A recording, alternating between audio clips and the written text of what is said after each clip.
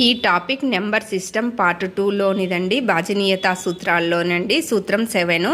ఈ నెంబర్ మొత్తం 7 చేత భాగించబడుతుందా లేదా అనేది చూద్దాము.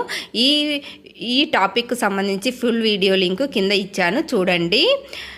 ఇప్పుడు ఈ నెంబర్ 7 చేత భాగించబడాలి అంటే ఫస్ట్ 8ని పక్కకు తీసుకొని 2తో మల్టిప్లై చేసి 16 వస్తుంది కదా అండి. ఈ 16ని మిగిలిన 79లో తీసేసేయాలండి. వచ్చిన దాన్ని 7తో డివిజిబుల్ చేస్తే శేషం 0 వస్తే కనుక అప్పుడు ఈ నెంబర్ మొత్తము 7 చేత భాగించబడుతుంది. 7 9 8లో 8 పక్కకు తీసుకొని 2తో మల్టిప్లై చేసి 16 వస్తుంది. 16ని 79లో తీసేస్తే 63 వస్తుంది. 63ని 7తో డివిజిబుల్ చేస్తే శేషం 0 వచ్చింది కదా అండి. అప్పుడు ఈ నెంబర్ మొత్తము 7 చేత డివిజిబుల్ అవుతుంది. ఈ ఎగ్జాంపుల్ తీసుకున్నాం. ఇక్కడ 2 పక్కకు తీసుకుంటే 4ను తీసేసి 5 4 6 3. ఇప్పుడు శేషం 0 రాలేదు కాబట్టి ఇది